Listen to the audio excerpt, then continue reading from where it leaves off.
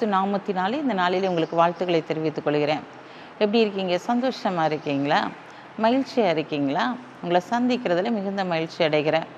பிறந்த நாளை, திருமண நாளை கொண்டாடுகிற பிள்ளைகளை இயேசுவின் நாமத்தினால் ஆசீர்வதிக்கிறேன். இந்த நாளிலும் கூட நம்முடைய வாழ்க்கையில் நம்முடைய சரீரத்தில் ஒரு நல்ல சுகம் வேண்டும், பலன் வேண்டும், சத்துவம் வேண்டும் என்று சொல்லி நாம் போராடி கொண்டிருக்கிறோம். ஆண்டவர் இந்த சரீரத்தில் இருக்கிற பாடுகளை என்னை விட்டு அகற்றிவிட மாட்டாரா? என் குடும்ப பிரச்சனைகள் எங்களை விட்டு மாறாதா?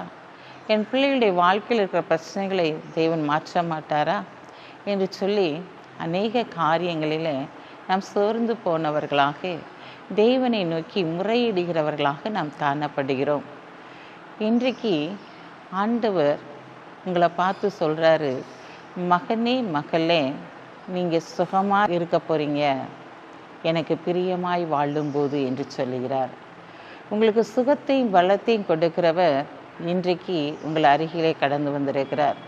நீங்கள் எதிர்பார்ப்போடு உங்களுடைய ஆத்துமா எப்படி வாழ்கிறது என்பதை தேவன் அறிந்திருக்கிறார். வாசிக்கிறேன், கேளுங்க. 3 யோவான் 2 பிரியமானவனே, உன் ஆத்துமா வாழ்கிறது போல நீ எல்லாவற்றிலும் வாழ்ந்து சுகமாக இருக்கும்படி வேண்டுகிறேன். ஏன்னா நீங்கள் சுகமாக இருக்க வேண்டும் என்பதற்காகத்தான் ஆண்டவர் தன்னை சிலுவையிலே ஒப்பு கொடுத்தார். நம்முடைய பாடுகள், பிரச்சனைகள், வேதனைகள், கண்ணீர்கள் எல்லாவற்றையும் அவர் சிலுவையிலே சுமந்து கொண்டார். நீங்கள் தேவனுக்கு பிரியமாய் வாழும்போது நீங்கள் சுகமாக இருப்பீங்க. அவருக்கு பிரியமான காரியத்தை செய்யும்போது உங்களுடைய வாழ்க்கையிலே எல்லாம் சுகமாக இருக்கும்.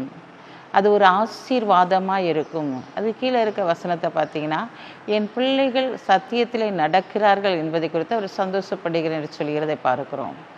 ஆம் பிரியமானவர்களே, தேவனுடைய வார்த்தையை பிடித்து அவருடைய மாதிரி அடிச்சுவட்டை பிடித்து நீங்கள் நடந்து செல்லும்போது தேவன் உங்களுடைய வாழ்க்கையில் நல்ல சுகத்தையும் ஒரு பெரிய ஆசீர்வாதத்தையும் கொடுத்து உங்களை கனப்படுத்துவார்.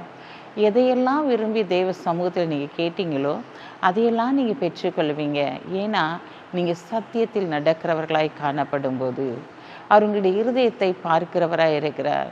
உங்களுடைய ஆத்துமா எப்படி வாழ்கிறது, நீ தேவனுக்கு எப்படி ஒரு பிரியமான மகளாக காணப்படுகிறாய் என்பதை அவர் அறிந்திருக்கிற தேவனாய் இருக்கிறார். நீ தேவனுக்கு பிரியமாய் நடக்கும்போது எல்லா சுகங்களையும் தேவன் கொடுப்பார். உலக பிரகாரமான ஆசீர்வாதத்தையும் அவர் கொடுப்பார், ஆவிக்குரிய ஆசீர்வாதத்தையும் கொடுப்பார். இந்த நாளில் என்னென்ன காரியங்களை ஆசீர்வாதம் வேணுமோ அத்தனை ஆசீர்வாதங்களையும் தேவன் உங்களுக்கு கொடுத்து நிறைவாய் வழி நடத்த போகிறார். ஏன் கலங்குறீங்க? ஏன் பயப்படுறீங்க? வசனத்தை பிடிச்சு ஜெபிங்க. அவர்களுக்கு உங்களுக்கு கொடுத்த வாக்குத்தத்தங்களை பிடித்து ஜெபிங்க. எல்லா காரியத்திலும் நீங்கள் ஜெயம் பெரியவர்களாய் மாறுவீங்க. கண்களை மூடி ஜெபிப்போம். அன்புள்ள ஆண்டவரே, இந்த நாளுக்காக உமக்கு நன்றி செலுத்துறையா. இந்த நாளிலும் உம்முடைய பிள்ளைகள் ஆண்டவரே, ஒவ்வொரு காரியத்திலும் ஆண்டவரே ஜெயத்தை கொடுக்கிறவராய் நீர் கடந்து வந்திருக்கிறீரப்பா. நல்ல சுகபலன் ஆரோக்கியத்தை கொடுக்கிறவராய் நீர் கடந்து வந்திருக்கீங்க. உலக பிரகாரமான ஆசீர்வாதத்தையும் இந்த நாளிலே தகப்பனே ஆவிக்குரிய ஆசீர்வாதத்தை நீர் கொடுக்க போறீங்கப்பா.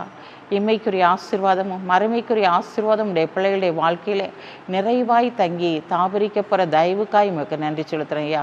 இந்த நாளிலும் பிறந்த நாளை, திருநாளை கொண்டாடுகிற பிள்ளைகளை இயேசுவின் நாமத்தினால் ஆசீர்வதித்து ஜெபிக்கிறேன் சப்பா. இதோ புதிய காரியத்தை செய்கிறேன், இப்போதே தோன்றும் என்று சொன்ன வார்த்தையின்படி புதிய காரியத்தை செய்து வழி நடத்துங்க. இயேசுவின் நாமத்தில் ஜெபிக்கிற நல்ல பிதாவே, ஆமென்.